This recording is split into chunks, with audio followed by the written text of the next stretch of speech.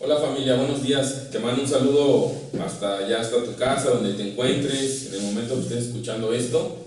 Esperando pronto volver a verte en persona. Mientras tanto, vamos a continuar con nuestro estudio en Éxodo. Vamos a ver el día de hoy capítulo 29. Entonces, vamos a entrar de lleno ya al tema, porque sí es un tema muy interesante, pero también algo extenso. Entonces, vamos a entrar de lleno a esto. El título del sermón el día de hoy es Apartados para Dios. Si tú nos has estado acompañando, hemos estudiado versículo a versículo. El día de hoy vamos a ver Éxodo capítulo 29, y este capítulo 29 nos va a hablar respecto a la consagración tanto de Aarón como de sus hijos. Ellos ahora van a ser consagrados o apartados para Dios para cumplir una sola labor, que es la labor del sacerdocio para Dios. Y nada más como hincapié, la palabra sacerdote nos habla de un representante del pueblo delante de Dios, y también nos habla de que este representante está delante del pueblo de parte de Dios. Entonces, de alguna manera, no es como que sea un intermediario, pero sí es alguien que representa y que representa tanto a uno con el otro de manera presencial. Entonces, quiero decir esto. La semana pasada estuvimos hablando de un mejor sacerdote, haciendo alusión a Jesús. Veíamos las vestiduras del sacerdote, y el día de hoy vamos a estar hablando cómo eso impacta en nuestra vida, cómo es que no solamente Jesús es este gran sumo sacerdote, a lo cual pues realmente es antibíblico el que existan sacerdotes el día de hoy, porque ese sacerdote, esa figura del Antiguo Testamento, era solamente una flecha, una sombra de aquel gran sumo sacerdote que es Jesús. Entonces, capítulo 29 ya nos habla más bien de nuestra consagración como apartados para Dios, como iglesia. De hecho, mira lo que dice Primera de Pedro, capítulo 2, versículo 5. Dice: y ustedes son las piedras vivas con las cuales Dios edifica su templo espiritual. Además son sacerdotes santos por la mediación de Jesucristo. Ustedes ofrecen sacrificios espirituales que agradan a Dios. Y entonces dice aquí: nosotros como creyentes ahora somos piedras vivas con las cuales Dios edifica su templo espiritual, y es únicamente por Jesús que nuestros sacrificios le agradan a Él. Y dicen tanto, versículo 9 de Primera de Pedro 2: pero ustedes son miembros de la familia de Dios, son sacerdotes al servicio del Rey y son su pueblo. Dios mismo los sacó de la oscuridad del pecado y los hizo entrar en su luz maravillosa. Por eso anuncien las maravillas que Dios ha hecho. Somos real sacerdocio, somos sacerdotes al servicio del Rey, somos su pueblo. Entonces Pedro ahí está hablando a la iglesia, y cada creyente entonces, a la luz de la palabra de Dios, es ahora un sacerdote, y me dice que somos sacerdotes para el servicio del Rey, para anunciar las maravillas que Él ha hecho, para contar las virtudes de aquel que nos llamó de las tinieblas a su luz admirable, dice la Reina Valera. De hecho, Pablo reitera esto en 2 Corintios capítulo 5, versículo 20, dice: así que somos embajadores de Cristo. Dios hace su llamado por medio de nosotros. Hablamos en nombre de Cristo cuando les rogamos vuelvan a Dios. Lo que está diciendo es que todo creyente es ahora un representante de Dios en la tierra, una tierra que nosotros no pertenecemos, a la cual somos peregrinos, que somos extranjeros, porque nosotros tenemos ahora una ciudadanía que está en el cielo. Y eso es importante destacar, mi hermano, porque esta es una de las principales funciones o responsabilidades a las cuales Dios nos llama en esta tierra, que es precisamente anunciar su evangelio, como si rogáramos en nombre de Cristo a las personas que se reconcilien con Dios, y sobre todo en estos tiempos es necesario esto. Entonces, como preámbulo, vamos a entrar a capítulo 29, y ahora nos va a relacionar este proceso que vamos a ver que va a vivir tanto Aarón y sus hijos siendo consagrados delante de Dios, y cómo Cristo ha hecho, o cómo todo eso apuntaba a cosas que Cristo ha hecho en cada creyente, o si es tu caso el día de hoy decides creer en Cristo. Así que vamos a orar antes de entrar de lleno a este pasaje. Padre, gracias por tu palabra, gracias porque nos has puesto, Señor, delante de ti, delante de la Escritura, Señor, que da testimonio de ti. Así que te pido que sea un tiempo en el cual nos hables, Señor. Te rogamos, te necesitamos, te anhelamos, Señor, y te pedimos que tu Espíritu Santo tome tu palabra, nos hable, nos transforme, Señor, y que toda la gloria sea para ti, Señor. Gracias por este tiempo, gracias por mis hermanos que están allá escuchando, en el nombre de Jesús, amén. Ok, entonces, entrando de lleno, antes de que Aarón entre a cumplir esta parte del sacerdocio, antes de ser consagrado, mira lo que va a suceder. Vamos a estar viendo como todo el ritual, por llamarlo así. Comienza el versículo 1 al 3, dice: cuando consagres a Aarón y a sus hijos para que me sirvan como sacerdotes, realiza esta ceremonia. Toma un becerro y 2 carneros sin defecto. Luego, con harina de trigo selecta y sin levadura, prepara panes planos mezclados con aceite de oliva y obleas untadas con aceite. Pon todo en una sola cesta y preséntalo en la entrada del tabernáculo junto con el becerro y los 2 carneros. Entonces, esta pequeña introducción nos habla de lo que Moisés, recuerda que Dios le está hablando a Moisés, le está diciendo a Moisés lo que él tiene que hacer con Aarón y con su familia, y que lo que tiene que hacer es consagrarlo. La palabra consagrar habla de personas o de cosas que eran apartadas para el servicio a Dios, para el culto a Dios, que eran consideradas sagradas porque se utilizaban únicamente para el servicio a Dios. Eso es consagrar. Entonces, estos objetos consagrados o personas consagradas no se empleaban para ningún otro trabajo, se involucraban únicamente en servir al Señor. ¿Por qué? Bueno, porque eran propiedad de Dios, eran su propiedad, y entonces si son de Dios, pertenecen a Dios, ellos son únicamente para el servicio de Dios. Por eso dice en versículo 1, para que me sirvan como sacerdotes, para que me sirvan como sacerdotes. Entonces, antes de que ellos sirvan como sacerdotes, tiene que suceder esto que vamos a estar viendo en estos versículos. Nos habla de los elementos que Moisés debe traer o debe hacer con ellos para consagrarlos. Los elementos que vimos en estos primeros 3 versículos nos habla de animales y nos habla de unos panes. Dice que un becerro, 2 carneros sin defecto, y nos da ahí también algunas características de los panes.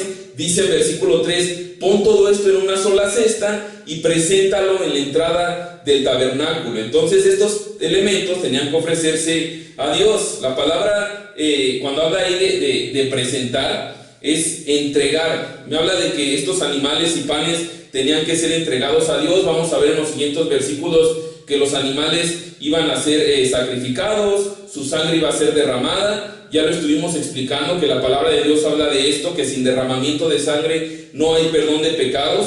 Y también los panes que se iban a ofrecer en ese lugar, de ellos también vamos a estar viendo tanto parte de los animales como los panes. Los sacerdotes iban a estar comiendo, no solamente entre ellos, sino iban a estar comiendo en comunión con Dios. Entonces también nos habla de alguna parte de comunión, y que solamente por medio de esto iban a ser consagrados o apartados, es decir, por medio del derramamiento de la sangre de los animales, pero también teniendo comunión con el Señor y comiendo delante de Él. Pero antes que eso suceda, mira lo que debe de hacer Moisés con Aarón y sus hijos para la consagración.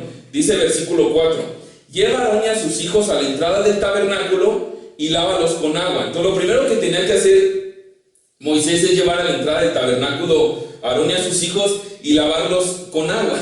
Dice ahí muy claramente la entrada del tabernáculo. Entonces era un lugar público, toda la gente iba a estar viéndolos. De alguna manera era algo humillante. Yo no sé si alguien aquí o alguien que esté escuchando ahí le gusta que lo estén viendo cuando lo están bañando, pero ahí están lavándolos enfrente de toda la gente. Y entonces Moisés estaba haciendo esto tanto con Aarón como con sus hijos. Como vamos a ver más adelante, este oficio del sacerdocio era la única vez en que iban a ser lavados completamente. En el próximo capítulo, la próxima semana, vamos a ver que también Dios va a establecer que se haga un lavado de bronce, y ahí estarán constantemente lavando sus pies y sus manos. Pero lavarse por completo era esta única vez. Continúa versículo 6. Pone a Aarón sus vestiduras sacerdotales, la túnica, el manto que se usa con él, el efod y el pectoral. Después ciñere la faja decorativa del efod. Colócale el turbante sobre la cabeza y fija el medallón sagrado en el turbante. Entonces, el segundo paso, ya después de haber sido lavado, ahora el segundo paso es ser vestidos.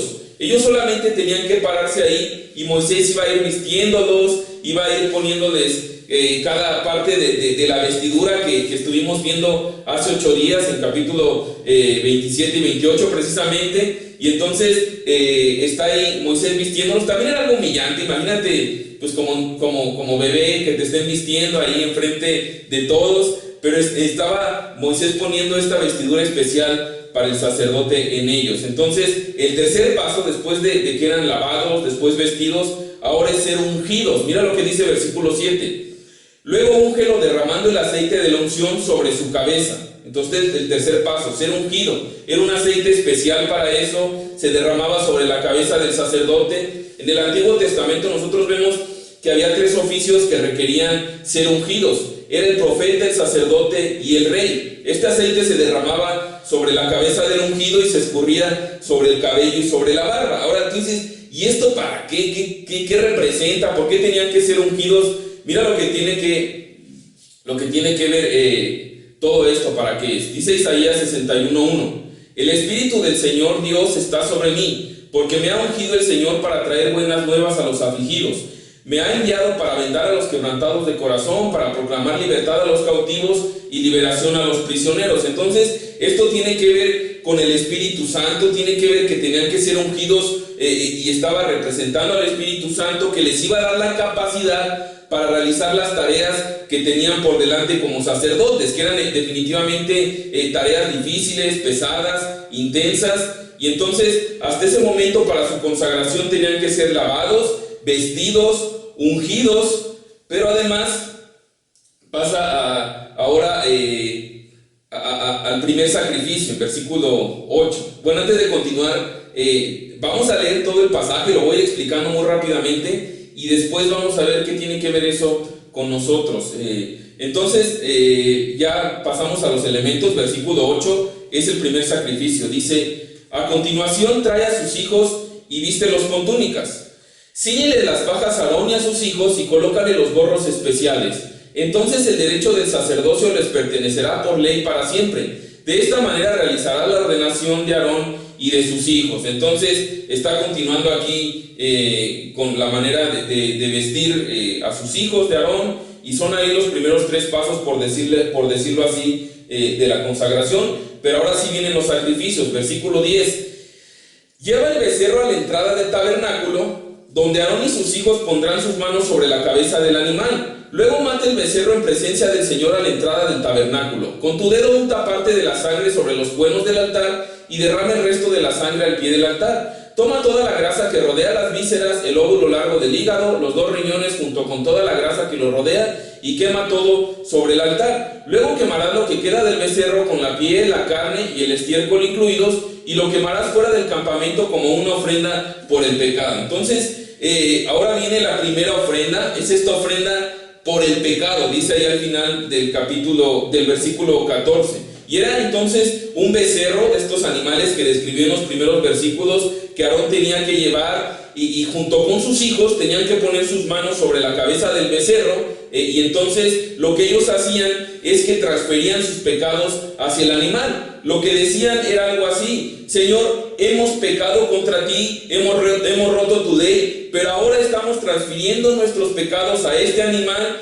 y este animal tomará nuestro lugar. Lo que están diciendo ellos con esta ofrenda es: Dios, perdónanos. Y entonces dice ahí que esa sangre del animal con el dedo tenían que ponerlo en los cuatro cuernos del altar. Recuerda que lo veíamos hace 8 días, este altar de la expiación, y se ponía en cada una de las esquinas donde había cuernos. Pero el resto de la sangre dice que se tenía que poner al pie del altar o alrededor del altar. Y dice que una parte se quemaba sobre el altar, pero la otra era echada fuera del campamento. Y dice al final que todo esto era una ofrenda por el pecado. Ahora, ¿el pecado de quién? ¿De la gente? ¿O de qué está hablando aquí? Está hablando de los sacerdotes. Estos sacerdotes que están en este proceso de consagración, era necesario que presentaran un sacrificio por sus pecados. Mira lo que dice Hebreos capítulo 9, versículo 7.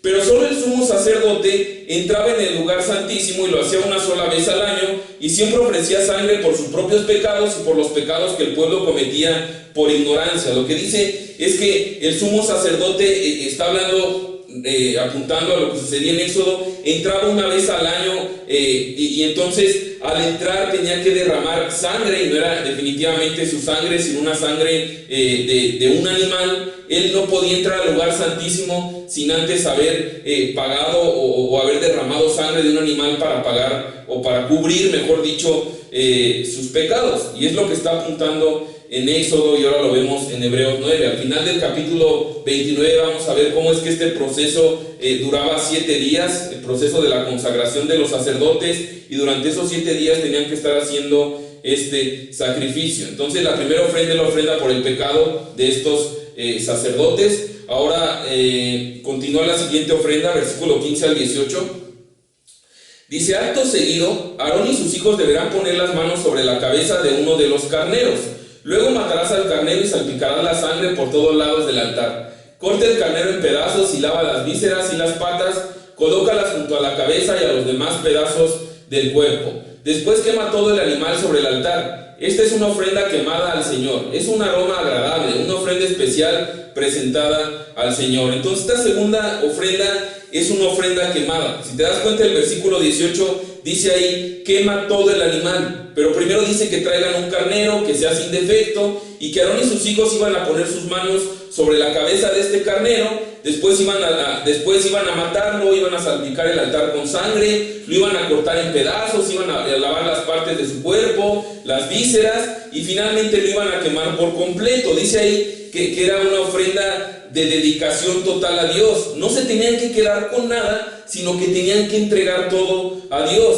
Y lo que hacían, o lo que simbolizaba estos hombres cuando ponían sus manos sobre la cabeza de este animal, ya no era de como depositar sus pecados, sino que ahora lo que estaban simbolizando era esto: Señor, nosotros no hemos dedicado toda nuestra vida a ti, pero el día de hoy queremos darte todo a ti, no queremos quedarnos con nada. Así que como este carnero totalmente dado a ti, nosotros queremos dar nuestra vida totalmente a ti. Y entonces toda la sangre de este animal se derramaba sobre el altar, se mataba, se cortaba, se lavaba y se quemaba por completo. Todo era para Dios, no se quedaba nada para ellos. Y la neta, yo veía todo esto y dices: esto es una carnicería, ¿no? Y realmente leemos esto y decimos: bueno, ¿y eso qué, no? Como que no nos imaginamos.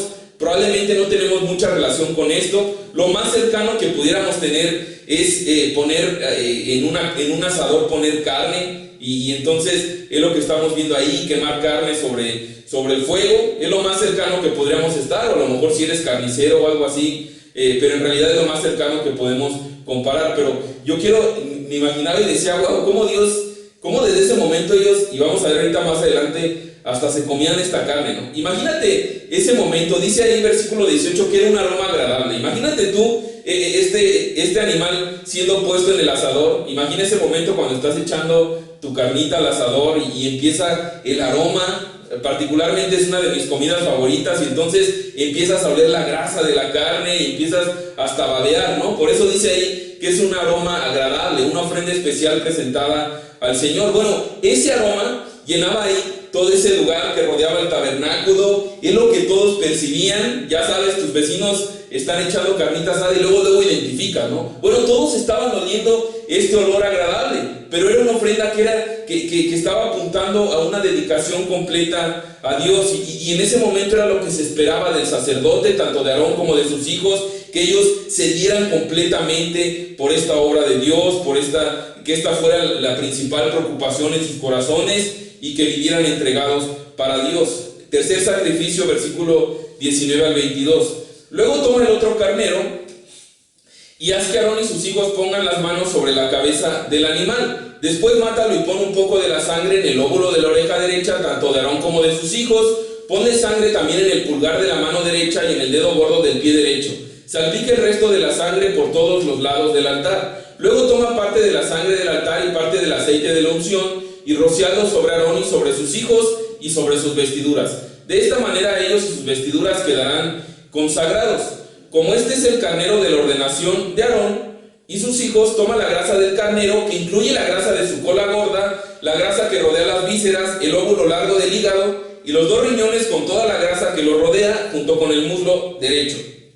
El tercer sacrificio que vemos entonces este carnero de la ordenación o la ofrenda de la consagración. Y este era el otro carnero. Entonces Aarón y sus hijos ponían sus manos y ya en los pasados habían simbolizado primero que estaban transfiriendo sus pecados, y por el derramamiento de la sangre de este animal sus pecados eran perdonados. El segundo fue el dedicar toda la vida a Dios. Pero este tercero está hablando de esta consagración. Está diciendo: ahora aquí estamos, queremos ser apartados, queremos ser consagrados, queremos servirte solamente a ti. Lo que están diciendo es: Dios, úsanos, porque aquí estamos, ahora somos instrumentos en tus manos, ahora somos tu propiedad. Y entonces la sangre de este animal dice que no se derramaba sobre el altar, es interesante, sino que se ponía en el lóbulo derecho, en el dedo pulgar derecho de la mano y en el dedo derecho de su pie. Y tú dices: qué raro, ¿no? Bueno, tiene una representación. Tiene una representación acerca de lo que los sacerdotes oían, lo que hacían y a dónde se dirigían. Y al poner esta sangre sobre cada uno de estos lugares específicos, lo que ellos están simbolizando es: todo mi ser está separado para ti. Todo lo que hago con mis manos, todo lo que escucho y todo el lugar hacia donde yo me dirijo, quiero que te represente a ti, quiero que tenga que ver con tu servicio. Estoy apartado para ti. Era lo que simbolizaba esa parte. Versículo 21 nos da la explicación del porqué de esta sangre en estos lugares. Precisamente dice: de esta manera ellos y sus vestiduras quedarán consagrados, quedarán apartados. Entonces el animal se cortaba, se separaba, una parte se ponía delante del Señor, como vamos a ver versículos más adelante, otra parte quedaba para ellos. Pero el carnero, en esencia, este carnero de la ordenación o de la consagración, era un recordatorio de que los sacerdotes debían escuchar la palabra de Dios, debían hacer la obra de Dios y debían caminar de una manera que mostrara que eran apartados para Dios. Entonces esta es la consagración de los sacerdotes. Ya fueron lavados, vestidos, ungidos, y ahora son perdonados de sus pecados, son dedicados por completo a Dios y consagrados o apartados para Él. Y a lo mejor dices: ¿y el pan qué onda? Aquí está, versículo 23. El pan es mencionado aquí en versículo 23. Dice: luego de la cesta con pan sin levadura que se colocó en la presencia del Señor, toma un pan redondo, un pan plano mezclado con aceite de oliva y una oblea. Pon todo esto en las manos de Aarón y de sus hijos para que lo levanten como una ofrenda especial para el Señor. Después toma de sus manos los diferentes panes y quémalos sobre el altar junto con ofrenda quemada. Es un aroma agradable al Señor, una ofrenda especial para Él. Entonces estos primeros panes, dice aquí que son puestos en manos de Aarón, y dice ahí que lo levanten como una ofrenda especial para el Señor. Otra versión dice que es una ofrenda mecida. La Reina Valera, si tú estás más acostumbrado, dice que es una ofrenda mecida. En esencia, mecida como de arriba abajo, es lo que da a entender. Pero dice ahí que es una ofrenda quemada, que es aroma agradable a Dios. Eran panes que se ponían en manos de Aarón y sus hijos y se levantaban. Y yo digo, bueno, pues es lo único que hacían. Lo ponían en el altar sobre el holocausto y tardaba en consumirse, pero era una ofrenda especial también para Dios. Mira lo que continúa diciendo versículo 26. Luego toma el pecho del carnero de la ordenación de Aarón y levántalo en presencia del Señor como una ofrenda especial para él. Luego quédate con él, pues esa será tu porción. Se fijan si quedan ahí con algo. Versículo 27. Aparta las porciones del carnero de la ordenación que les corresponden a Aarón y a sus hijos, entre ellas el pecho y el muslo, que fueron levantados como una ofrenda especial ante el Señor. En el futuro, cada vez que el pueblo de Israel levante una ofrenda de paz, se apartará una porción para Aarón y sus descendientes. Será un derecho perpetuo para ellos, y también es una ofrenda sagrada de los israelitas al Señor. Entonces ahora nos dice que este pecho del carnero no nada más tenía que ser mecido o elevado por ellos, sino que también dice que estas porciones, tanto del pecho como del muslo, era una porción para Aarón y para sus hijos. Era la provisión de Dios para ellos. Se apartaba el pecho y el muslo, y entonces imagínate, pues pura carnita, y era algo que le dejaba para la provisión de estos sacerdotes. Definitivamente, si ya vimos que ellos van a estar apartados, consagrados para el servicio a Dios, necesitaban provisión, y Dios les está proveyendo aquí a través de esto que estaban asando ahí. Imagínate, están echando ahí el carnero al asador. pero es como esta persona que está en la carne asada y le está picando, ¿no? Y está comiendo ahí. Bueno, Dios les está dejando que también tomen parte de algunos elementos. De ahí era lo que hacían en ese sacrificio. A partir de ahí ellos recibían también una porción. Ahora comienza a hablar de los panes. Mira lo que dice va a hablar antes de las vestiduras acerca de estos sacerdotes. Dice: las vestiduras sagradas de Aarón deberán ser preservadas para los descendientes que los sucedan, quienes las usarán cuando sean ungidos y ordenados. Entonces está hablando que el sacerdocio iba a pasar de generación en generación, y esas mismas vestiduras iban a ser para ellos, las vestiduras de Aarón. Dice versículo 30: el descendiente que lo suceda en el cargo del sumo sacerdote llevará puestas estas vestiduras durante 7 días mientras ministra en el tabernáculo y en el lugar santo. Entonces todos los hijos que usaran esta vestidura y que llegaran a esta función tenían que pasar todo este proceso. Versículo 31: toma el carnero usado en la ceremonia de ordenación y hierve su sangre en un lugar sagrado. Entonces ahora habla de esta sangre, de este último elemento que habían quemado en la ordenación. ¿Y con qué fin hacían todo esto? Versículo 32: luego Aarón y sus hijos comerán esta carne junto con el pan que está en la cesta a la entrada del tabernáculo. Entonces esta porción era para que la comieran, no se la quedaban como de recordatorio, sino para que se la comieran. No se la quedaban para nada más estarla admirando o estarla oliendo, sino para que se la comieran junto con el pan. Esa era la provisión que ellos habían recibido de Dios. Pero lo más interesante aquí es que nos habla de una comunión. Dice: sus hijos comerán esta carne junto con el pan en la cesta a la entrada del tabernáculo. Lo que estamos viendo aquí es un momento de comunión. Están sentándose, por decirlo así, a la mesa para compartir el pan y tener comunión. Y de hecho, tradicionalmente, es triste, pero el día de hoy yo creo que con tantos dispositivos se ha perdido la comunión o la comunicación que tradicionalmente se daba en los tiempos de comida. El día de hoy puedes entrar a un restaurante. Bueno, antes de la pandemia o regularmente entrabas a un restaurante y veías a familia que se reunía para convivir, pero veías a todos ahí en su celular, en su tablet, ¿no? Y entonces realmente se ha perdido tristemente un poquito este tiempo de comunión. Pero aquí ellos están teniendo este tiempo de comunión, compartiendo esta porción del carnero, los panes. Y lo más interesante es que era un tiempo de comunión con Dios, porque están en la entrada al tabernáculo. Dice versículo 33: solo ellos pueden comer la carne y el pan usados para su purificación en la ceremonia de ordenación. Era algo exclusivo de los sacerdotes. Nadie más tiene permiso, porque estos alimentos son apartados y santos. Era exclusivo de ellos el tener comunión con Dios y con sus hermanos sacerdotes en este tiempo. Versículo 34: si sobra carne o pan de la ceremonia de ordenación hasta la mañana siguiente, habrá que quemarlo. No debe comerse porque es sagrado. No debía comerse si quedaba algo. Tristemente, más adelante se iba a corromper el sacerdocio, y entonces lo que sobraba ellos lo empezaban a vender para obtener ganancia, pero originalmente la instrucción era que se quemara lo que sobrara. Versículo 35: así realizará la ordenación de Aarón y sus hijos para sus funciones, tal como te lo mandé. La ceremonia de ordenación durará 7 días, lo que les decía hace algunos momentos. Cada día deberá sacrificar un becerro como ofrenda por el pecado, para purificarlos y hacerlos justos ante el Señor. Finalizada la ceremonia, limpie el altar purificándolo, unge el altar con aceite para consagrarlo. Purifique el altar y conságralo cada día durante 7 días. Después el altar será completamente santo, y todo lo que toque se volverá santo.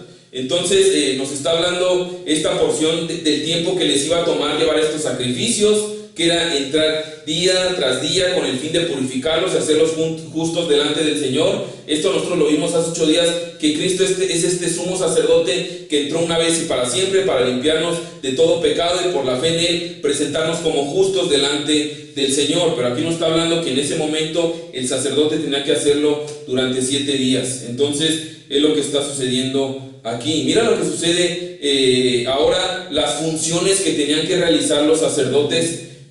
Versículo 38 dice: ahora te diré los sacrificios que debes ofrecer con regularidad sobre el altar. Cada día ofrecerás 2 corderos de 1 año, uno en la mañana y el otro por la tarde. Con uno de ellos ofrecerás 2 litros de harina selecta mezclada con 1 litro de aceite puro de olivas prensadas. Ofrece también 1 litro de vino como ofrenda líquida. Ofrece el otro cordero por la tarde junto con ofrendas de harina y de vino, igual que las de la mañana. Será un aroma agradable, una ofrenda especial presentada al Señor. Entonces, aquí habla de que a partir de que ellos fueron santificados o de que fueron consagrados, ahora tenían esta tarea básica. Tenían que presentar 2 animales diarios, un cordero por la mañana y otro por la tarde. Dice ahí que era una ofrenda especial, que era un olor grato, un aroma agradable delante de Dios, que era dedicación completa delante de Él. Tenían que lavarlos, cortarlos, ponerlos.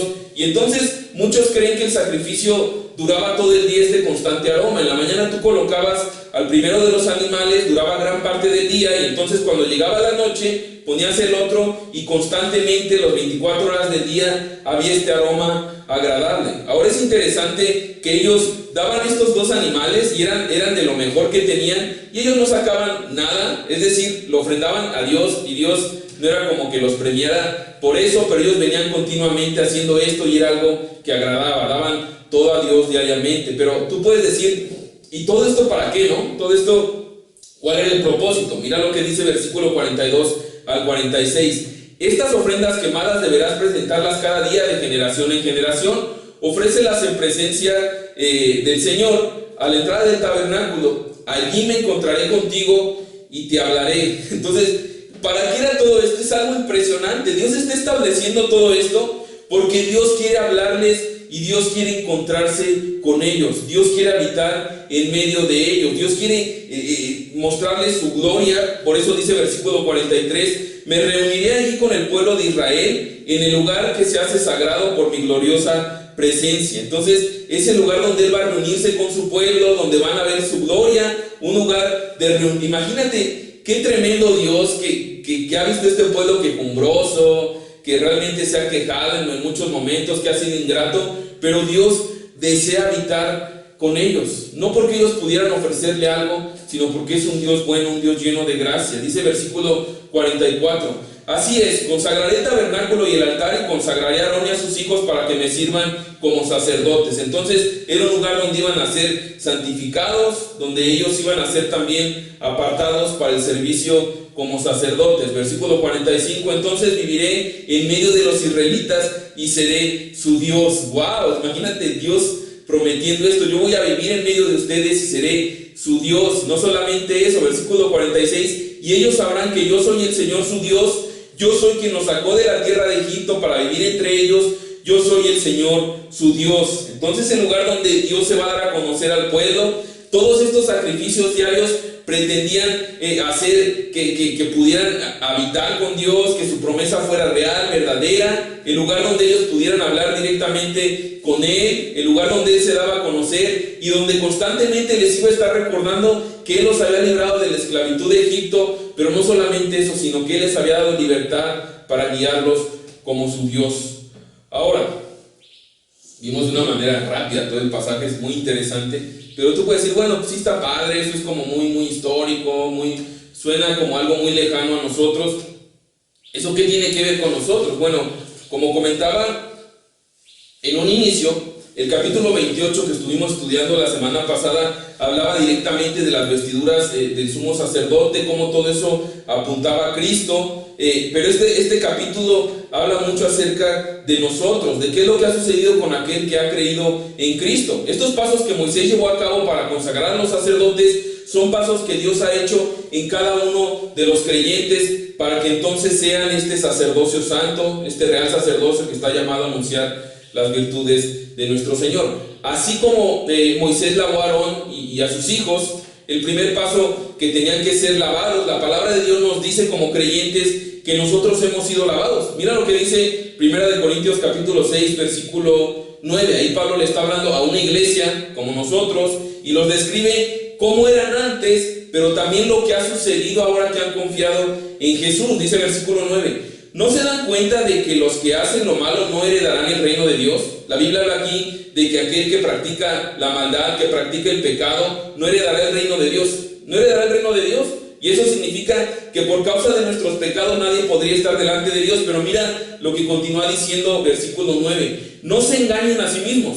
Los que se entregan al pecado sexual o rinden culto a ídolos o cometen adulterio o son prostitutos o practican homosexualidad o son ladrones, o avaros, o borrachos, o insultan, o estafan a la gente, ninguno de esos heredará el reino de Dios. Y tú le saliste y dices, wow, está fuerte, ¿no? Y la verdad es que todos cabemos ahí, no hay alguien que pudiera quedar fuera, y Dios muestra que para Él no hay pecados chicos o pecados grandes. Dios pone ahí en esa misma lista aquellos que son ladrones, aquellos que cometen adulterio, como aquellos que estafan a la gente, y de repente no cabe en nosotros como decir, bueno, mi pecado es pequeño, el otro sí es un pecadorzote. Pero me encanta porque Dios nos da esperanza. Y me encanta esto porque primero tenemos que dejar en claro que estamos delante de un Dios santo. De repente la iglesia se ha acomodado a un Jesús que no demanda cierta conducta, que no espera o que no espera arrepentimiento, que es como, mira, Dios te ama así, tal y como tú eres. Y definitivamente nos ama a pesar de lo que somos, pero precisamente porque nos ama es que Él no quiere dejarnos como somos. Entonces aquí habla de todos estos pecados, y de repente viene la esperanza, el versículo 11. Algunos de ustedes antes eran así. Está diciendo, miren, ustedes como iglesia de Corinto, muchos o algunos de ustedes eran así. Y así como esa iglesia está, yo puedo decir también de Horizonte, que muchos Dios nos rescató de ahí. Pero ¿qué sucede ahora? Dice, pero fueron limpiados, es decir, fueron lavados, fueron hechos santos, fueron hechos justos ante Dios al invocar el nombre del Señor Jesús y por el Espíritu de nuestro Dios. Entonces dice que aquel que ha creído en Cristo, que ha depositado la fe en Él como Señor y Salvador, ha sido lavado. Y me encanta que es como Aarón. Aarón solamente se paró ahí y fue lavado por Moisés, pero también estaba siendo humillado delante del pueblo. Cuando nosotros venimos delante de Dios y Dios te está hablando, te humillas y entonces dices, Señor, yo he pecado contra ti. Definitivamente tu palabra me dice que después de la muerte hay un juicio, y aquel que ha practicado la maldad, que no se ha arrepentido y ha creído en Cristo como Señor y Salvador,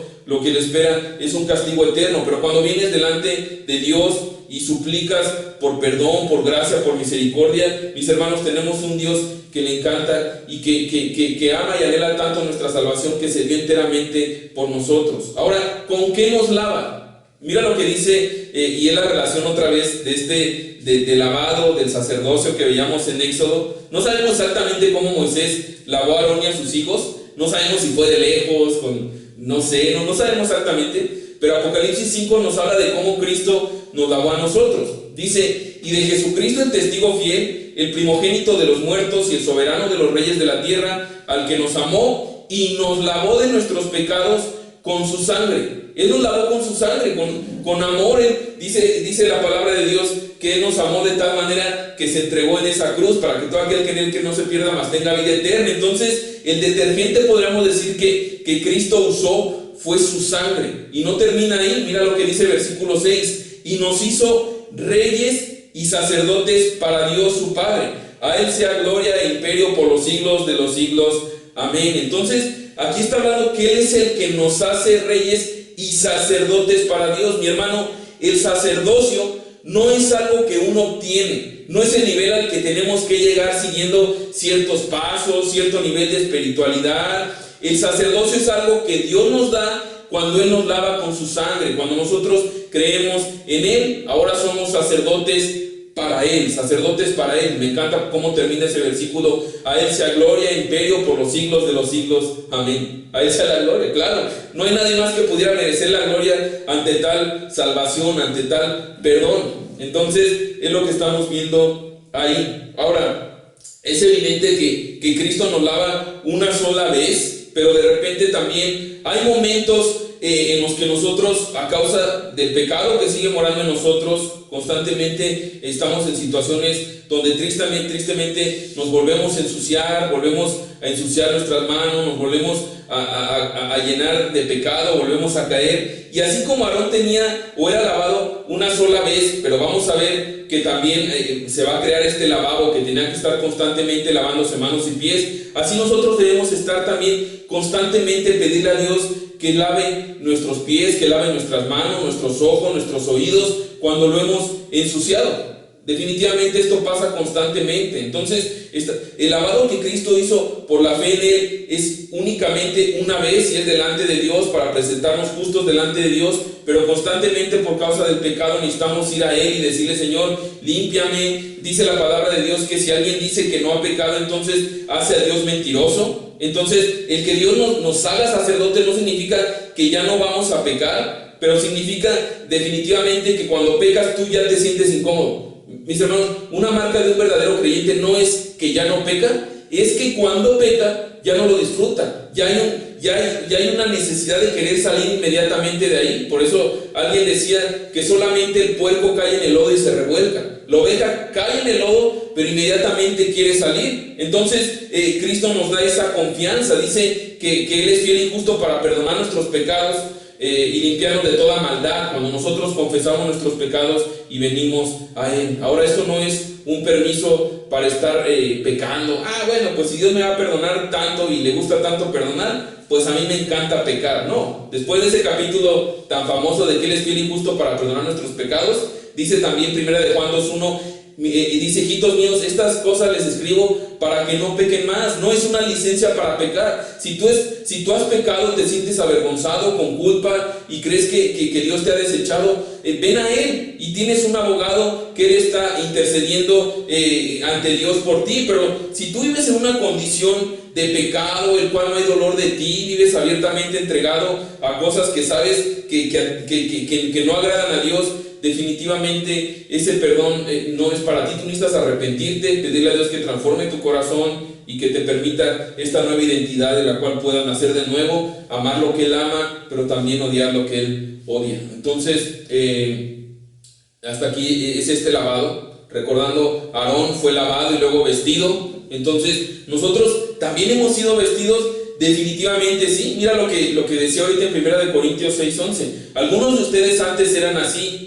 Es una marca, mi hermano. Si tú sigues siendo así en vivir abiertamente al pecado, entonces tú no has sido lavado, porque aquí hay esperanza. Había gente que era así, pero cuando Cristo viene a tu vida, cuando te lava con su sangre, tú ya no eres así. Dice: tú eres limpiado, fuiste hecho justo ante Dios al invocar el nombre del Señor Jesucristo y por el Espíritu de nuestro Dios. Dice que ha sido lavado, que ha sido santificado, que ha sido justificado. La palabra justificar es este vestido de justicia que Dios nos da. La Biblia dice que todas nuestras obras delante de Dios son como trapos de inmundicia. Entonces, imagínate, si nuestras obras buenas son como trapos de inmundicia, imagínate nuestro pecado. Imagínate cómo es. Pero Cristo mismo nos habla que cuando estamos en Cristo ahora somos una nueva criatura. Las cosas viejas pasaron y todas son hechas nuevas. ¿Cómo que son hechas nuevas? ¿Cómo es que Dios, si yo hoy me siento aplastado por la culpa, por mi pasado, por mi pecado, cómo Él podría hacerme una criatura nueva? Que Él me viera como algo nuevo. Bueno, dice 2 Corintios 5:21, porque a Cristo, que no conoció pecado, por nosotros fue hecho pecado, para que nosotros fuésemos hechos justicia de Dios en Él, para que por la fe en Él, Cristo carga tu pecado, pero entonces por la fe en Él tú recibes su justicia perfecta y tienes esta nueva vestimenta, que es la vestimenta de la justicia de Dios. Y es entonces cuando nosotros podemos tener esta confianza de acercarnos a este Dios santo, así como estos sacerdotes se presentaban en este lugar santo por medio de estas vestiduras. Es Dios mismo, así como ellos se pararon delante de Moisés y dejaron que Él los vistiera. No es como que nosotros tengamos que hacer algo, sino que Dios por la fe en Él nos viste de Jesús. Mira lo que dice Gálatas 3:27. Y todos los que fueron unidos a Cristo en el bautismo se han puesto a Cristo como si se pusieran ropa nueva. Nos ha vestido Cristo, es lo que está diciendo ahí. El ser creyente, mis hermanos, no es hacer una oración, sino que nos está hablando aquí de vestirnos de Él, de ser como Él. Los que han sido bautizados. Y hablando del bautismo, no está hablando únicamente del momento en el que te sumerges, sino está hablando de lo que representa, que es morir juntamente con Él y resucitar a una vida nueva en Cristo. Pero así también como Él ha hecho eso, dice que cada día debemos venir a Él y vestirnos de Él. Mira cómo dice Romanos capítulo 13, versículo 14. Dice: ya que nosotros pertenecemos al día, vivamos con decencia a la vista de todos. No participen en la oscuridad de las fiestas desenfrenadas y de las borracheras, ni vivan en promiscuidad sexual e inmoralidad, ni se metan en peleas, ni tengan envidia. Más bien, vístanse con la presencia del Señor Jesucristo y no se permitan pensar en formas de complacer los malos deseos. Vístete de Cristo. Lo que está hablando aquí, la Reina Valera dice, y no proveas para los deseos de tu carne. No busques, no te permitas pensar cómo complacer los malos deseos, cómo ocultar tu pecado, cómo ser ventajoso, cómo satisfacer a tu carne, sino más bien vístete de la presencia del Señor cada día. Mis hermanos, lo que Pablo está diciendo es, cada día es necesario vestirnos de algo. Cada día nos vestimos de algo. Y lo que está diciendo aquí es, cada día vístete de Cristo. Lo que está diciendo es, y creo que muchas veces parte de lo que nos frustra como cristianos es porque queremos hacer todo como en nuestras fuerzas, pero una invitación es decirle, Señor, al despertar, Señor, el día de hoy quiero que seas tú mi vestimenta, que lo que se pueda ver seas tú, que mis pensamientos, mis deseos, mis anhelos no sean movidos por los deseos de mi carne, sino por tu voluntad. Mi amigo, ¿de qué te estás vistiendo cada mañana? Y sobre todo en este tiempo nos levantamos y nos vestimos de expertos financieros, nos vestimos de amargura, de insatisfacción, de queja, de crítica. Mis hermanos, estamos viendo aquí, mira, cada día es necesario vestirnos de la presencia de Jesús. Y así como Aarón fue lavado y fue vestido, lo tercero es que fue ungido. Entonces, eso también ha sucedido con cada creyente en Cristo. ¿Por qué? Porque el Espíritu ha venido sobre nosotros. Mira cómo dice 2 Corintios capítulo 1, versículo 21. Es Dios quien nos capacita junto con ustedes para estar firmes por Cristo. Él nos comisionó y nos identificó como suyos al poner al Espíritu Santo en nuestro corazón como un anticipo que garantiza todo lo que Él nos prometió. Así como Aarón con la unción que tenía que ver con el Espíritu Santo, lo veíamos en Isaías 61, así también nosotros hemos sido ungidos con el Espíritu Santo. Aquí Pablo habla de que tenemos una seguridad por Cristo, dice, para estar firmes por Cristo, no por nosotros, no por nuestro esfuerzo, por echarle ganas, sino por Cristo, y que además hemos sido identificados o sellados por el Espíritu Santo y por tanto ahora le pertenecemos. Entonces, lo que Dios está diciendo es que cuando nosotros creemos en Él, Él envía el Espíritu Santo y es un sello que nos permite, que nos identifica como propiedad de Él, y entonces es esto lo que nos distingue. Mira, algunas de las funciones para las cuales nos capacita el Espíritu Santo para este caminar día a día, de manera que seamos sacerdotes que anuncien, reflejen y comuniquen las virtudes de aquel. Dice 1 de Juan capítulo 2 versículo 26 y 27. Les escribo estas cosas para advertirles acerca de los que quieren apartarlos del camino. Ustedes han recibido al Espíritu Santo y Él vive dentro de cada uno de ustedes, así que no necesitan que nadie les enseñe lo que es la verdad, pues el Espíritu les enseña todo lo que necesitan saber, y lo que Él enseña es verdad, no mentira. Así que, tal como Él les ha enseñado, permanezcan en comunión con Cristo. Entonces habla de la unción del Espíritu Santo. Dice ahí, miren, no necesitan a alguien especial que les enseñe. El Espíritu Santo, el que inspiró la palabra de Dios, Él vive ahora en ustedes. Tienen la seguridad no solamente de que le pertenecen a Dios, sino de que Dios quiere enseñarles cada día a través de su palabra, porque el Espíritu Santo mora en ustedes. Mi amigo, si Dios te habla algo por medio de la predicación, no es porque yo soy un buen predicador, es porque el Espíritu Santo habla a nosotros, porque el Espíritu Santo toma su palabra y la lleva a cada uno de nuestros corazones. Pero lo que está diciendo aquí también es que Él quiere enseñarnos cada día. Y así como cada día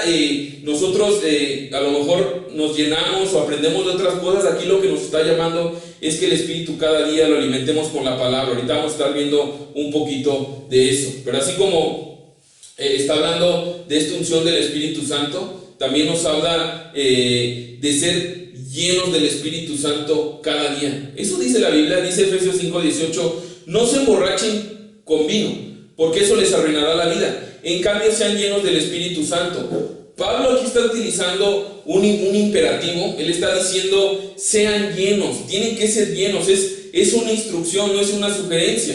Y entonces, lo que está diciendo, así como hace instantes, pedirle a Dios, Señor, vísteme de ti, quiero que seas tú el que se vea. También es decirle, Señor, necesito que tu Espíritu Santo me llene cada día. Es el refil gratis. Alguien decía eso, como cuando vas a McDonald's o Carl Jr. y que hay el refil en el refresco. Bueno, Nosotros necesitamos cada día llenar ese vaso que es nuestro cuerpo, pedirle a Dios, Señor, llénanos de tu Espíritu Santo. Mis hermanos, es gratis y Dios se complace en eso. Cuando nosotros pedimos por su Espíritu Santo, Él nos lo da. Dice Lucas capítulo 11, versículo 11 al 13. Ustedes los que son padres, si sus hijos les piden un pescado, ¿les dan una serpiente en su lugar? ¿O si les piden un huevo, les dan un escorpión? Claro que no. Así que si ustedes, gente pecadora, saben dar buenos regalos a sus hijos, ¿cuánto más su Padre Celestial dará el Espíritu Santo a quienes lo pidan? Es una invitación. Mis hermanos, necesitamos depender más del Espíritu Santo. Necesitamos cada día pedirle, Señor, lléname de tu Espíritu. No permitas que los malos deseos, los malos pensamientos me controlen, sino que tu Espíritu guíe mis pasos, guíe mis emociones, guíe mis deseos. Ahora, es algo que vemos aquí. Dios no le molesta esto. Es un Padre que se agrada, es un Padre amoroso, que sabe lo mucho que necesitamos de Él, y Él se agrada en darnos eso. Mira lo que dijo Jesús respecto al Espíritu Santo en Hechos capítulo 1, versículo 8. Pero recibirán poder cuando el Espíritu Santo descienda sobre ustedes, y serán mis testigos, y le hablarán a la gente acerca de mí en todas partes, en Jerusalén, Judea, Samaria y hasta los lugares más lejanos de la tierra. ¿Para qué iban a recibir el Espíritu Santo ahí? Dice, para ser mis testigos. No dice ahí ni siquiera para que hablaran en lenguas, no dice ahí para tirar gente, no dice para convulsionarse, no dice para ninguna de esas cosas, sino para ser testigos, que es de donde se deriva la palabra mártir. Es decir, van a recibir poder para que ustedes tengan el valor para dar su vida por mí, dice Jesús, a pesar de lo que tengan que pasar, para que pongan mi voluntad sobre su voluntad. Así como en el Antiguo Testamento eran capacitados por medio, eran ungidos por medio del aceite que representaba al Espíritu Santo, así el Espíritu Santo a nosotros como creyentes nos da el poder, nos da la capacidad de ser testigos cuando viene sobre nosotros. Y no solamente nos da ese poder, sino que también nos da su fruto, que es el amor, gozo, paz, paciencia, benignidad, bondad, fe, mansedumbre, templanza. Mis hermanos, estamos pidiendo, siquiera recordáramos, es triste que muchas veces como creyentes ni siquiera recordamos esto, pero es necesario venir, y es un Dios que se agrada en darnos su Espíritu Santo. Así que Aarón fue lavado, vestido, ungido, pero después vinieron las ofrendas, y la primera ofrenda era por el pecado. Ya vimos que fue lo que Cristo hizo en la cruz. La Biblia enseña que Jesús murió por nuestros pecados. Isaías 53:6. Todos nosotros nos descarriamos como ovejas, nos apartamos cada cual por su camino, pero el Señor hizo que cayera sobre él el pecado de todos nosotros. Ahora, ellos tenían que hacerlo por 7 días, ya lo veíamos, 7 días por sus pecados y luego un día por los pecados del pueblo. Pero ya veíamos hace 8 días que Cristo lo hizo una vez y para siempre. Si nosotros, cuando nosotros hemos reconocido a Jesús como el sacrificio perfecto, ya no hay más sacrificio que hacer para obtener una aprobación delante de Dios. Y tú dices, así de fácil, ¿a poco Dios me va a aceptar así de fácil? ¿A poco Dios ya no espera nada de mí? Bueno, no es que Dios no espere nada de ti. Lo que sucede es que Cristo cumplió todo lo que Dios esperaba de ti. Primero Dios cumplió toda la obediencia que esperaba de nosotros, pero también Cristo recibió el castigo que merecíamos nosotros. Para nosotros hoy es por gracia, podríamos decirlo así, pero no es algo que fue barato, fue algo que costó sangre del unigénito Hijo de Dios. Entonces, esa es la primera ofrenda que para nosotros nos apuntaba directamente a Cristo, la ofrenda por nuestros pecados, que no es necesario hacerlo ya una vez más, sino que fue una vez y para siempre. Por eso Cristo en la cruz dijo, consumado es, la deuda está pagada por completa. Pero la siguiente ofrenda era una dedicación.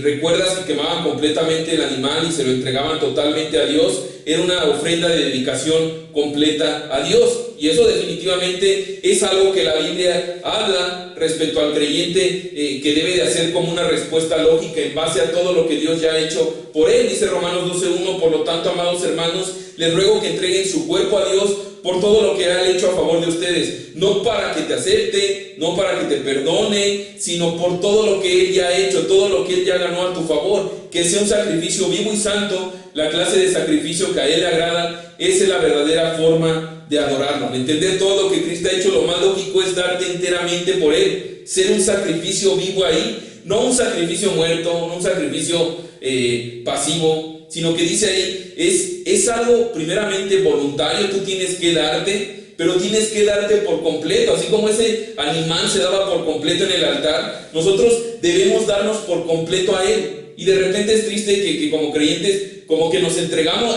no, sí, Dios, y su perdón es increíble, y lo amo, y me entrego a Él, pero siempre dejamos como una parte de nosotros afuera del altar, por decirlo así, como, ok, esto sí, pero no te metas como en esto, ¿no? Y nos entregamos, como que le entregamos migajas a Dios. Y de repente yo me pregunto esto, neta, la manera como tú te das a Dios, como tú le sirves, no para ganar aprobación, pero en base a lo que Él ha hecho, ¿realmente refleja que es tu Dios? Dándole las migajas de tu tiempo, dándole lo más mediocre de tu servicio, ni siquiera contemplándolo en tus finanzas, dejándole lo menos de cada día.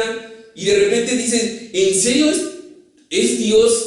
¿Es tu Dios el Dios de la Biblia? Y de repente aquí vemos que cada día Dios nos da la oportunidad de darnos a Él, y es otra parte de pedirle a Dios, Señor, el día de hoy quiero ser tuyo completamente. Lo que debemos entender es que dice aquí, a favor de lo que Él ha hecho, mi amigo, si en verdad has conocido a Dios a través de Jesús, yo quiero decirte esto, si en verdad el Dios de las Escrituras, este único Dios vivo y verdadero, ha venido a ser tu Dios, lo más natural es que entonces tú des testimonio de esta realidad al mundo, no solamente con tus palabras, sino también con tu adoración, con tu deleite en Él, con tu confianza, con tu obediencia. Nuestro Dios es aquello a que adoramos, es aquello en que confiamos, es aquello a que priorizamos, es aquello a lo que obedecemos. Nuestro Dios, y ahí cada uno tiene un espacio en blanco, es aquello a lo que adoramos, es aquello a que confiamos, es aquello que altera nuestras emociones y de las cuales se deriva nuestro gozo. Y lo que estamos viendo aquí es que nos está diciendo, por todo lo que Cristo ha hecho, lo más lógico es darnos enteramente con Él, y que eso se refleje en nuestra manera de vivir y de actuar. Dice versículo 2, por eso no imiten las conductas ni costumbres del mundo, más bien dejen que Dios los transforme en personas nuevas al cambiarles la manera de pensar. Entonces, cuando estés en ese momento cada día rindiéndote totalmente, Señor, quiero que todo mi ser sea para ti. Y lo hemos dicho, no es que tengas que estar en la iglesia todo el día, pero que en cada función que tú te desempeñes, lo hagas con la conciencia de que es para Dios, y puedas darle gloria en la manera que tú cumples tu función, tu trabajo, tu paternidad, el ser hijo. Y en ese momento tú puedas ir a su palabra, y que entonces tu mente sea renovada a través de su palabra. Tristemente estamos atorados muchas veces porque el tiempo que pasamos con la palabra es muy poco. Nuestra manera de pensar sigue apegándose a las costumbres de este mundo, pero aquí dice que cuando nos dejamos transformar por la palabra de Dios, entonces conoceremos que la voluntad de Dios es buena, agradable y perfecta. Ahora, el tercer sacrificio que veíamos era la consagración. ¿Recuerdas? Le ponían parte de la sangre en el lóbulo derecho, en el dedo derecho de la mano y en el dedo derecho del pie, y entonces hablaba de que eran completamente para Dios. Y es lo que menciona la palabra de Dios, Colosenses 3:17, cuando muy conocido, que todo lo que hagas lo hagas en el nombre del Señor, dando gracias a Dios. Pero esta versión lo dice muy claro: todo lo que hagan o digan, háganlo como representantes del Señor Jesús, y den gracias a Dios por medio de Él. Todo lo que hagas, hazlo como representante del Señor. Todo lo que es una parte, ok, te digo, no está precisamente diciendo todo lo que hagas en la iglesia, porque también somos expertos y hay cristianos que vienen y somos buenos aparentando ser cristianos en la iglesia, pero ya fuera de la iglesia, con los vecinos, el trabajo, en los lugares de donde estemos, se nos olvida. Aquí dice, mira, todo lo que hagas o digas, hazlo como un representante del Señor. Y es una buena manera de filtrar cada decisión que tomas, cada palabra que vas a decir. ¿Esto que voy a hacer o decir representa a Cristo? ¿Esto que voy a hacer o decir realmente podría decir yo estoy de parte de Jesús? Mis hermanos, lo que estamos viendo aquí es que Dios quiere todo de nosotros. Nosotros somos creados para su gloria. Dice Isaías 43:7, todos los llamados de mi nombre para gloria mía los he creado, los formé y los hice. Romanos 11:36, todo es de Él, por Él y para que a Él sea la gloria. Entonces tú dices, ¿a poco Dios quiere todo de mí? Como, qué exagerado, ¿no? Si yo creo que Dios quiere que sea yo creo que Dios quiere como que yo cumpla mis sueños, y de repente se ha vendido esta imagen como de que Dios no es digno de todo nuestro ser. sino que Dios es como un coach personal, ¿no? Y que entonces te va aplaudiendo, te va echando porras, y a ver qué te falta para cumplir tus sueños, pues yo te lo doy. Y entonces vemos eso, y eso es completamente antibíblico. Dios nos llama a negarnos a nosotros mismos. Dice, si alguno quiere venir en pos de mí, tome su cruz cada día, niéguese a sí mismo y sígame. De hecho, Juan capítulo 3, versículo 30 decía, es necesario que yo mengüe, pero que Él crezca, está diciendo Juan. Entonces, lo que vemos a la luz de esto es que cuando Cristo nos ha llamado, nos ha salvado por su gracia, lo más lógico, lo más natural es darnos enteramente a Él. Por eso Pablo decía, ya no vivo yo, ahora Cristo vive en mí. Ahora Cristo vive en mí. Mis hermanos, la manera como definimos nuestro Dios, realmente nuestra relación con Dios es algo muy práctico. Yo te pido que a lo mejor analizaras esto. ¿Qué es lo que están tocando tus manos? ¿Qué es lo que están escuchando tus oídos? ¿Qué es lo que ven tus ojos? ¿Qué es lo que haces? ¿Hacia dónde te diriges? ¿Es su palabra? ¿Es tener comunión con Dios, con su iglesia? ¿Es tener como prioridad la voluntad de Dios? Bueno, entonces tienes una relación íntima. Pero, mis hermanos, es triste que muchas veces ni tocamos la palabra entre semana, ningún día, y de repente decimos, pero es que me siento como bien apagado, bien raquítico, y tú dices, bueno, pues es que literalmente tú estás apartado de Dios, y dice la palabra de Dios que separado de Él nada podemos hacer. Ahora vamos acercándonos ya al final. Veíamos a los sacerdotes comiendo. Recuerdas que estaban comiendo parte de esta ofrenda de la consagración, pero también estaban compartiendo el pan, y hablábamos que eran sacrificios de perdón de pecados, pero también que tenían que ver con la comunión unos con otros. Mira lo que dice Primera de Juan capítulo 1 versículo 3. Les anunciamos lo que nosotros mismos hemos visto y oído, para que ustedes tengan comunión con nosotros, y nuestra comunión es con el Padre y con su Hijo Jesucristo. Entonces está hablando aquí de que ahora nosotros como creyentes necesitamos tener comunión con Dios todos los días. Jesús llegó a decir en los evangelios que Él era el pan de vida que había descendido del cielo, y las personas de ese momento le decían, pero ¿qué tratas de decir con eso, no? Jesús respondió eso porque las personas le preguntaban, bueno, ¿y tú qué milagro, qué señal haces? Porque Moisés nos dio el pan del cielo. Y entonces Jesús les dice, miren, yo soy ese pan que descendió del cielo. Y entonces les dice que necesitan comer de su cuerpo y beber de su sangre. Y ellos así como de, ¿qué onda con este cuate? ¿Quiere que seamos caníbales o cómo vamos a comer eso? Y entonces Jesús dice en Juan 6:56, todo el que come mi carne y bebe mi sangre permanece en mí y yo en él. Y me habla de una relación con Cristo. Cuando tú comes el pan, tristemente, pues el pan se amolda a nosotros, ¿no? Comes mucho pan, empiezas a agarrar forma un poquillo redondita, pero se acopla a nosotros. Bueno, así nosotros con Jesús, si tú quieres tener una relación con Jesús, si tú quieres ser más como Jesús, vestirte como Él, necesitamos todos los días comer y beber de Él, que Él se integra en nuestra vida y que sea parte de nosotros. No es otra cosa que después Cristo lo iba a reafirmar versículos más adelante. Solo el Espíritu da vida eterna. Los esfuerzos humanos no logran nada. Las palabras que yo les he hablado son espíritu y son vida. Las palabras que les he hablado son espíritu y son vida. Es lo que debemos de hacer. Debemos de comer su palabra, comernos a Jesús a través de su palabra cada día. Y digo esto porque es muy lógico. Si tú tienes un buen pan, a mí me encanta el pan, ¿no? Por si se nota, ¿no?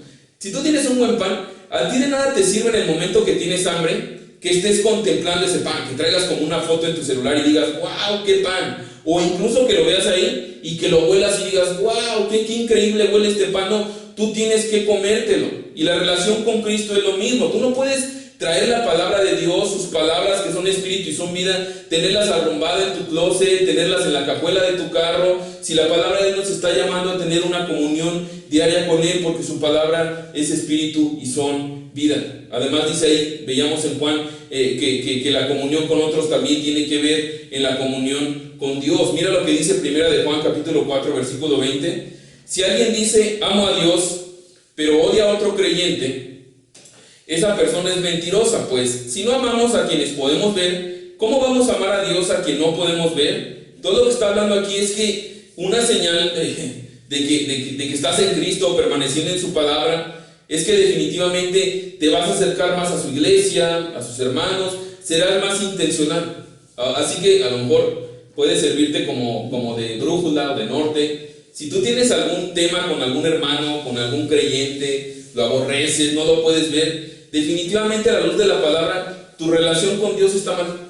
Porque tú no puedes decir que tienes comunión con Dios y estar aborreciendo o estar odiando a otro hermano. La comunión con Dios tiene que ver directamente con la comunión entre nosotros, y eso es pan de todos los días. De ahí que es muy común dentro de la iglesia, hermanos que tienen mucho tiempo o dicen: yo no quiero saber de la iglesia, están aburridos, están apáticos y quieren culpar a todo el mundo. No, es que el hermano, no, es que esto y lo otro. Lo que está diciendo ahí la palabra de Dios, mira, cuando tú comienzas a ser apático y alejarte de la comunión con los demás hermanos, es porque tu relación con Dios está mal. Si no puedes amar a las personas que ves, ¿cómo vas a amar a alguien a quien no ves? Es lo que está diciendo ahí. Así que es un llamado a venir a Él nuevamente y pedirle perdón, pero sobre todas las cosas aferrarnos a Él para que Él transforme nuestro corazón con las prioridades que Él tiene. Ahora, para cerrar, Él les dio algunas promesas.